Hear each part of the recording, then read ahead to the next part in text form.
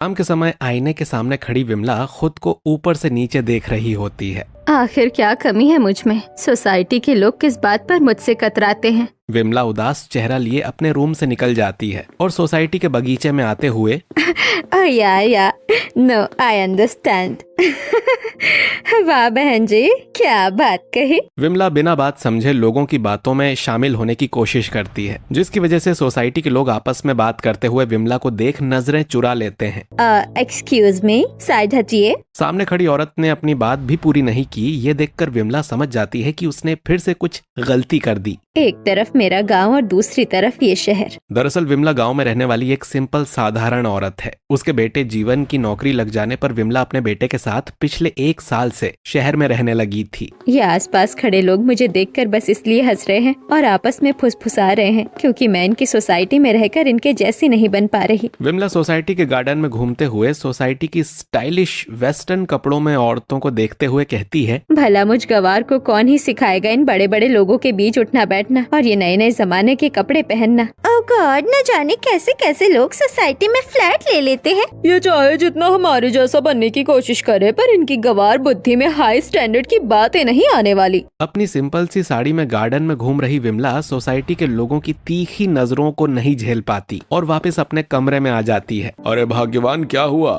चेहरे के तोते क्यों उड़े हुए हैं? मेरे चेहरे के तोते क्यों उड़ेंगे? शाम हो गई है, आप चाय लीजिएगा क्या? तुम भले ना मिलो, चाय जरूर चाहिए। रघुवीर की मजाक में बोली बातें विमला भूल नहीं पाती और किचन में चाय बनाते हुए, काश मैं भी सोसाइटी की दूसरी औरतों की तरह खुद को तैयार कर पाती। सोसाइटी के लोगों से नजरअंदाज की गई विमला खुद में बदलाव कैसे लाए सोचते हुए चाय बना लेती है और अपने पति को चाय देती है। बेटी तो हमारी कोई है नहीं कि कन्यादान का पुण्य मिले, पर अब बहू के हाथों की चाय पीने की इच्छा होती है। अब अपने बेटे की शादी करवाने का समय भी हो गया है। रघुवीर की बातें सुन सोफे पर बैठी चाय पीती हुई विमला के मन में ख्याल आता है। पुरानी जरूरी बातें एक माँ अपनी बेटी को बताती है और समाज के नए तौर तरीके एक बेटी अपनी माँ को बताती है, पर मेरी तो कोई बेटी ही नहीं है। पर अगर मैं अच्छे संस्कारों वाली स्टाइलिश बहू लेकर आऊँ तो उससे मैं बहुत कुछ सीख सकती हूँ। विमला मन ही मन ये बात तय कर लेती है कि वो अपने बेटे जीवन की शादी एक मॉडर्न स्टाइलिश पर संस्कारी लड़की से करवाएगी। वहीं दूसरी तरफ जीवन अपने ऑफिस में बॉस की बेटी के साथ बातें करते हुए, ऐसा नहीं है कि मैं तुमसे शादी नहीं करना चाहता, मैं तुम्हें तहे दिल से प्यार करता हूँ और शादी भी तुम ही से करूंगा। अगर ऐसी बात है तो तुम हमारी बात मेरे पापा से कब करोगे? मैं नहीं चाहता कि कोई मेरे कैरेक्टर पर उंगली उठाए और ये कहे कि बॉस की बेटी को फंसाकर सारी प्रॉपर्टी हड़प ली। हमारे बारे में तुम्हें ही अपने पिताजी को बताना पड़ेगा। मैं वादा करता हूँ मैं पीछे नहीं हटूंगा। ठीक है, तो आज शाम के ऑफिस के बाद हमारे बारे में डैड को सब बता दूंगी। अमीर पिता की इकलौती बेटी तान्या, जो बहुत स्टाइलिश, सुंदर और हमेशा खुद में कुछ यूनिक ढूंढने वाली लड़की, तान्या विमला के बेटे जीवन से प्यार कर बैठती है और दोनों शादी भी करना चाहते थे। इसीलिए घर जाकर ये बात तान्या शाम को अपने पिता को बताती है। डैड, मुझे आपसे कुछ बात करनी है। ओह माय स्वीटहार्ट, बोलो क्या कहना है? मैं शादी करना चाहती हूँ। मैं तो कब से इसकी राह देख रहा था। कल तुम्हारे लिए बड़े से बड़े हस्तियों के बेटे के रिश्ते मंगवाता हूँ।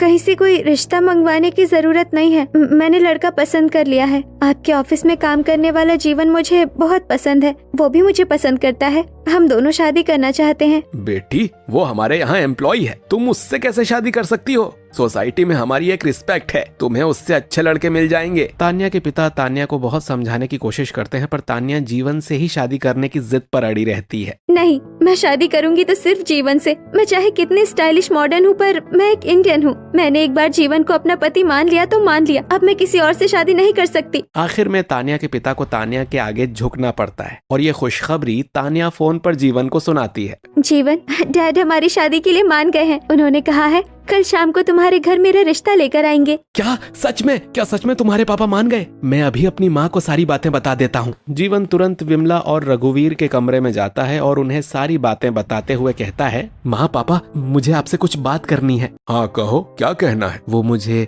मेरे बॉस की बेटी तान्या बहुत पसंद है। तान्या भी मुझे पसंद करती है और हम दोनों ने शादी करने का फैसला किया है। हमारे पूरे परिवार में कभी किसी ने खुद लड़की पसंद नहीं की है। तेरी शादी हमारी मर्जी से होगी, समझा? माँ, तान्या बहुत अच्छी लड़की है, एक बार उससे मिल तो लो, बस एक बार। अगर तुम मना करोगी तो मैं उससे शादी नहीं करूंगा। जीवन के इतना कहने पर विमला और रघुवीर तानिया से मिलने के लिए तैयार हो जाते हैं और अगली शाम तानिया अपने पिता के साथ जीवन के घर आती है, जहाँ दरवाजे पर आइए आइए, हम लोग आप लोगों का ही इंतजार कर रहे थे। रघुवीर दरवाजे पर खड़े तानिया के पिता और तानिया को सोफे पर बैठा देते हैं। जी कोई तकलीफ तो नहीं हुई ना यहाँ आने में? नहीं नहीं, कोई तकलीफ नहीं। आप लोग भी क्या बातें करने लगे? माँ, इससे मिलो, ये है तानिया और ये मिस्टर बजाज, मेरे बॉस। जीवन के इंट्रोडक्शन कराने पर तानिया खड़ी होकर जीवन के माता पिता का आशीर्वाद लेती है और तभी तानिया को अच्छे से देखते हुए, कितनी सुंदर लड़की है और कपड़े भी कितने अच्छे पहने हैं और थोड़े से समय में ही किस तरह मुझसे घुल मिल रही है। यही वो लड़की है जिसे मैं अपनी बहू के रूप में ढूंढ रही थी। विमला तानिया के ड्रेसिंग सेंस, मेकअप और बात करने के तरीके से इम्प्रेस हो जाती है और ये सोचते हुए कि तानिया ही उसे स्टाइलिश और मॉडर्न तरीके से रहना सिखा सकती है, विमला रिश्ते के लिए मान जाती है। मुझे तानिया बहुत पसंद आई, मुझे ये रिश्ता पसंद है। जब बच्चे एक दूसरे को पसंद करते हैं और आप लोगों को भी कोई तकलीफ नहीं है तो मुझे भी ये रिश्ता मंजूर है। दोनों परिवारों की रजामंदी से तानिया और जीवन की शादी बड़े धूमधाम से करवाई जाती है, जहां शादी के बाद विमला के घर में काफी सारे मेहमानों के सामने तानिया गृह प्रवेश करते हुए, बहू अब अपने दाहिने पैर से कलश को गिराकर गृह प्रवेश करो। तानिया अपने सुंदर और स्टाइलिश लहंगे में गृह प्रवेश करती है। तभी भीड़ में खड़ी औरतें,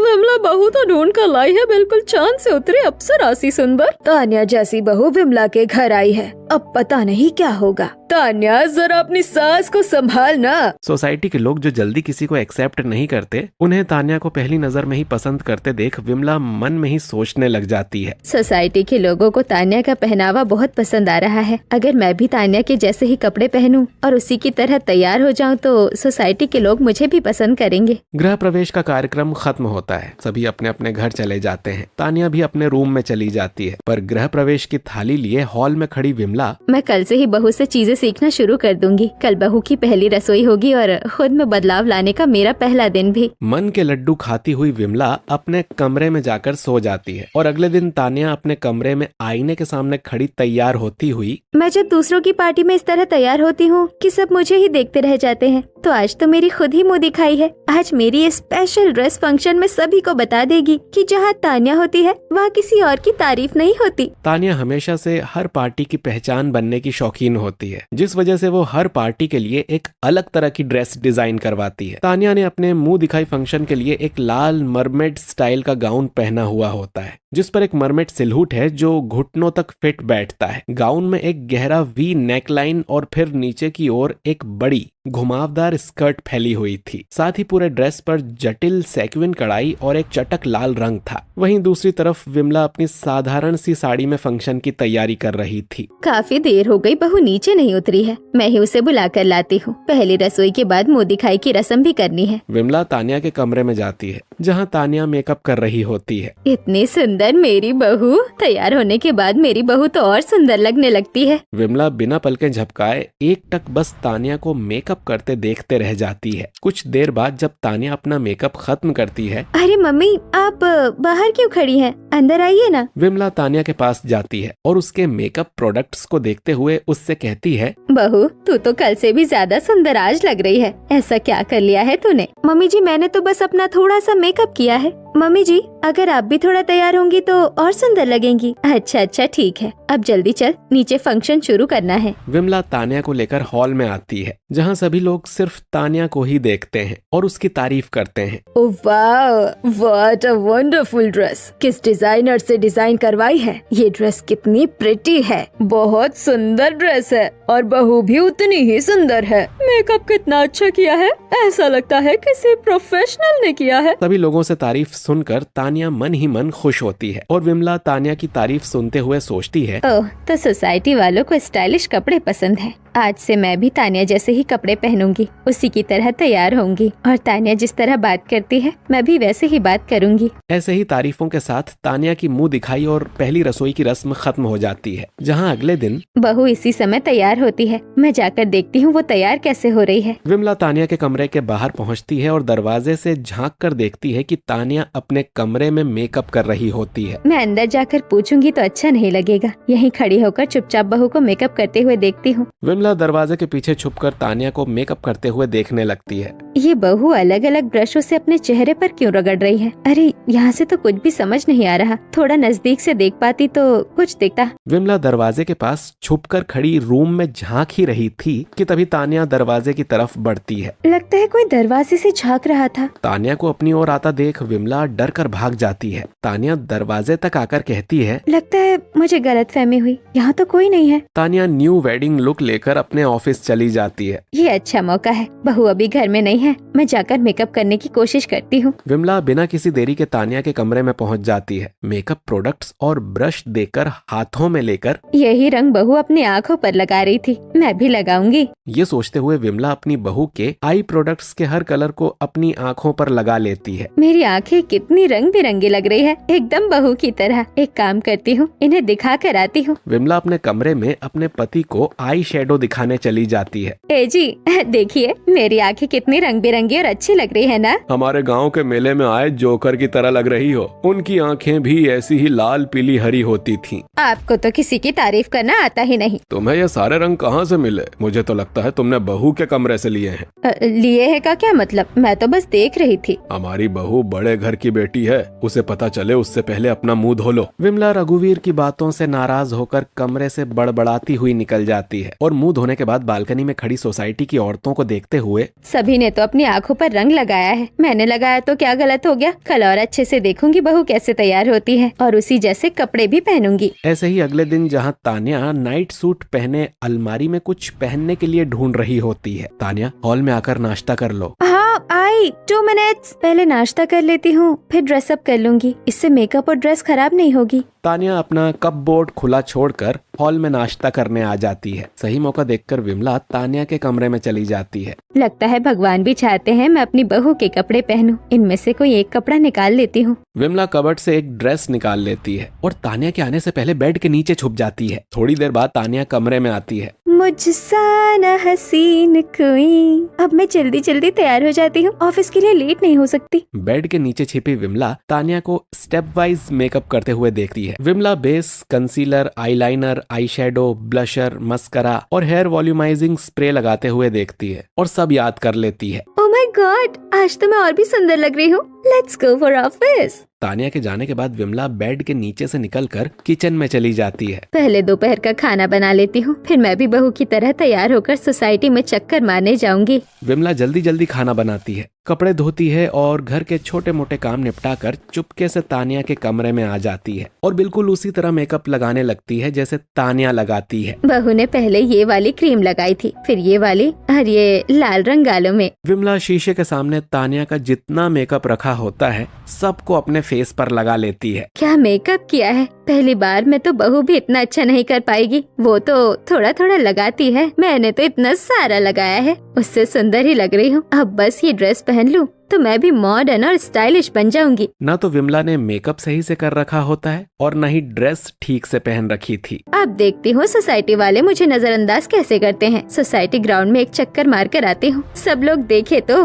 मैं भी अच्छे से तैयार हो सकती हूँ। विमला पूरे आत्मविश्वास के साथ घर से निकलती है। सोसाइटी ग्राउंड में वो सभी को देखते हुए चक्कर काटती है। सोसाइटी के सभी लोग विमला को देखकर हंस रहे थे। जैसा मैंने सोचा था वैसा ही हो रहा है, सब लोग मुझे ही देख रहे हैं और जो कभी मेरा मजाक उड़ाते थे आज मुझे देखकर मुस्कुरा रहे हैं। अब काफी है, मैं घर चलती हूँ। विमला को पता ही नहीं चलता कि लोग हंस क्यों रहे हैं। शाम होने लगती है। जीवन और तानिया सोसाइटी में आते हैं और सभी को खुद पर हंसते देखते हैं। ये लोग हमें देखकर इस तरह हंस क्यों रहे हैं? ये तो सोसाइटी वाले ही जाने। सोसाइटी के लोग तभी हंसते हैं जब माँ कुछ उल्टा पुल्टा करती है। लगता है आज फिर माँ ने कुछ किया है। जीवन तानिया को लेकर घर आता है और हॉल में बैठी विमला को देखकर दोनों की आंखें बड़ी हो जाती हैं। अरे माँ, ये क्या हालत बना रखी है? क्यों, कैसी लग रही हो? लग रही हो ना फर्स्ट क्लास। विमला को देखकर तानिया अपनी हंसी रोक नहीं पाती और मजाक उड़ाते हुए कहती है, फर्स्ट क्लास हाँ हाँ, एकदम फर्स्ट क्लास जोकर लग रही है आप। पर आपने ये ड्रेस कहाँ से ली? मेरे पास भी सेम ड्रेस है, पर इसे ऐसे नहीं पहनते। ये कपड़े तुम्हारे ही हैं बहू, पर तुम लोग इतनी जोर से हंस क्यों रहे हो? और क्या कमी है मेरे तैयार होने में? सोसाइटी वालों को तो मेरा ये तैयार होना बहुत पसंद आया था। विमला की बात सुनकर तान्या और जीवन की हंसी रुक जाती है और वो थोड़ा गुस्से में आ जाते हैं। क्या मतलब कि सोसाइटी वालों को पसंद आया? तुम इस तरह तैयार होकर सोसाइटी में गई थी ना? माँ, मैंने आपको कितनी बार कहा है, इस सोसाइटी में इस तरह आपने पूरी इज्जत मिट्टी में मिला दी। जीवन की बात खत्म होते ही तान्या अपने गुस्से को दबाते हुए बोलती है, आपने मेरी ड्रेस बिना पूछे ले ली और कुछ दिनों से मेरे मेकअप ब्रश पर अलग अलग रंग लगे मिलते हैं। मुझे लगता है आप मेरे सामान से छेड़छाड़ कर रही हैं। हाँ मम्मी जी, प्लीज मेरी किसी भी चीज को हाथ मत लगाइए। तान्या शांत होकर अपनी बात कहकर कमरे में चली जाती है। तान्या को समझाने जीवन भी उसके पीछे जाता है। बहू ने अपने कपड़े और सामान छूने से मना किया है, खरीदने से तो नहीं। मैं बहू के जैसे ही कपड़े और सामान खरीदूंगी। विमला की बहू को कॉपी करने की आदत बढ़ती चली जाती है। तान्या के चलने, बोलने, पहनने, हर चीज की नकल करने लगती है। कुछ समय बीतता है और एक दिन विमला के दरवाजे की बेल बजती है। विमला दरवाजा खोलते हुए, जी आंटी कहिए। वो तान्या जी है क्या? हाँ है। मिसेस सिंघानिया और बाकी लोग जैसे ही सुनते हैं कि तान्या है, सभी लोग विमला के हॉल में सोफे पर आकर बैठ जाते हैं। जी कहिए, कैसे आना हुआ? अगले महीने की 15 तारीख को मैं अपने बेटी की सगाई कर रही हूँ तान्या, तुम जरूर आना और अपने परिवार को भी लेकर आना। तान्या और मिसेस सिंघानिया बात करती हैं और जाते हुए मिसेस सिंघानिया तान्या से कहती हैं, और हाँ, अपने किसी न्यू लुक में ही आना, जैसे कि तुम सोसाइटी के पार्टी में आती हो। मिसेस सिंघानिया तान्या को ही घर की मालकिन समझती हैं। उन्हें पता नहीं था कि तान्या बहू और विमला सास है। मैं 1.5 साल से सोसाइटी में रही हूँ। इतने फंक्शन हुए पर कभी किसी ने मुझे बुलाया नहीं। मेरी बहू ने तो अपनी अलग पहचान बना ली है। विमला मन ही मन सोच रही होती है। तभी तान्या हॉल से उठकर अपने कमरे में चली जाती है। ये बहू उठकर कहाँ जा रही है? मुझे इसके पीछे जाना चाहिए। विमला तान्या के पीछे पीछे उसी की तरह चलने लगती है। कमरे में पहुंचकर तान्या खुद को आईने में देखती है। मिसेस सिंघानिया के फंक्शन में भी अपने ड्रेसिंग सेंस और मेकअप का जादू दिखा दूंगी।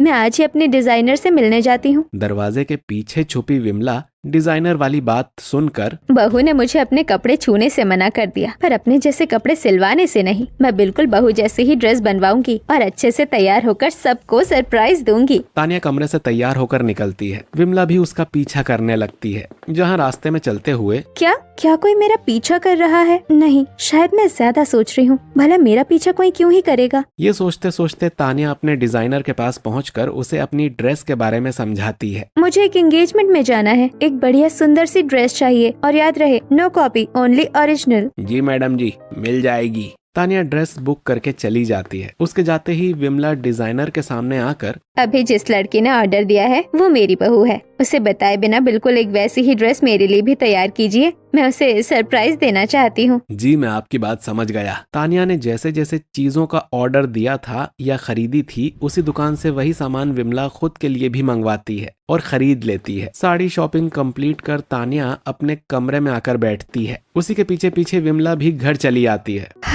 ओहो, आज तो मैं बहुत थक गई। पहले डिजाइनर के पास गई, फिर ज्वेलरी वाले के पास, फुटवेयर वाले के पास, एसेसरीज वाले के पास। ओह गॉड, मैंने आज कितनी दुकानों के चक्कर काटे हैं। विमला भी तान्या के तुरंत बाद इन सभी दुकानों पर जाकर अपने लिए एक जैसी चीजें ऑर्डर कर देती है। कुछ दिनों में दोनों सास बहू के ऑर्डर अलग अलग दोनों को मिल जाते हैं और फंक्शन वाले दिन तान्या अपने रूम में ग्रीन टी ड्रेस फिट रहे, इसके लिए फिगर मेंटेन करना बहुत जरूरी है। ग्रीन टी इसमें बहुत हेल्पफुल भी होती है। आज रात तो मैं अपनी सुंदर सी ड्रेस पहनकर पार्टी में सबका दिल जीत लूंगी। दिन खत्म होने में समय नहीं लगता और पलक झपकते ही फंक्शन का समय भी हो जाता है। तान्या अपनी ड्रेस पहन आईने के सामने खड़ी होकर खुद को निहारने लगती है। जीवन, आज देखना, पार्टी में मुझसे ज्यादा सुंदर तो कोई लड़की होगी ही नहीं। मुझे तो लगता है कहीं दुल्हन को देखने की जगह लोग मुझे ही ना देखते रहे।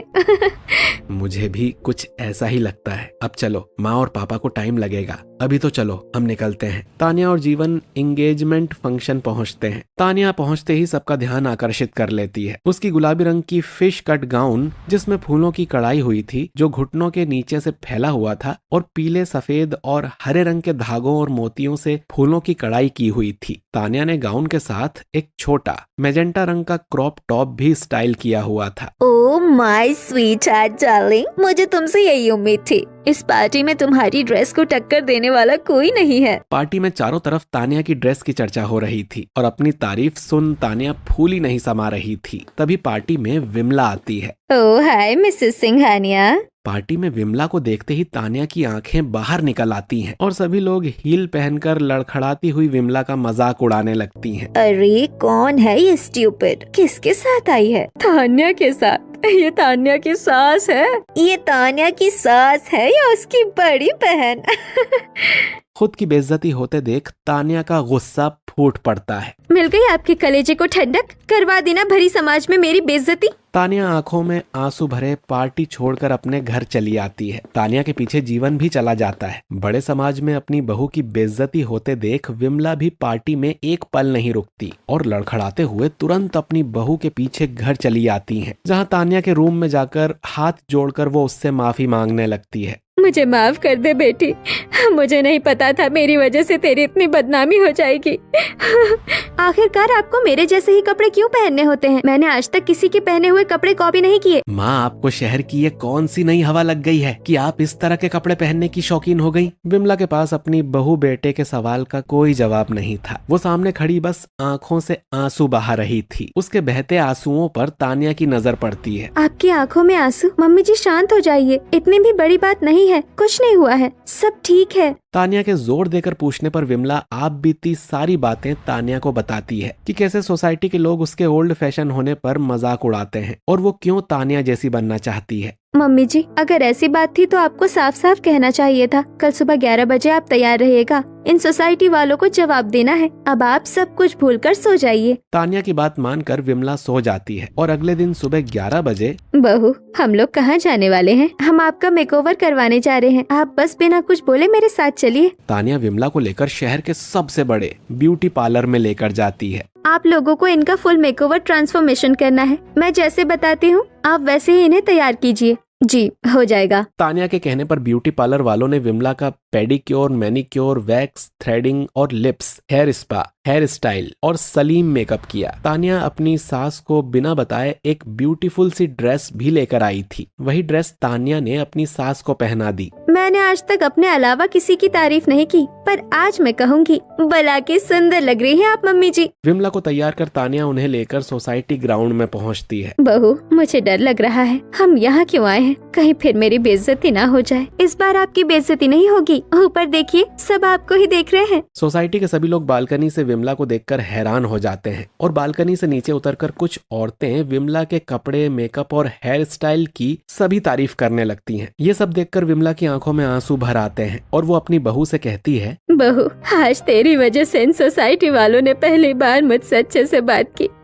वरना ये सिर्फ मेरा मजाक ही उड़ाते थे। आज पहली बार सब मेरी तारीफ कर रहे हैं। तेरा बहुत बहुत धन्यवाद।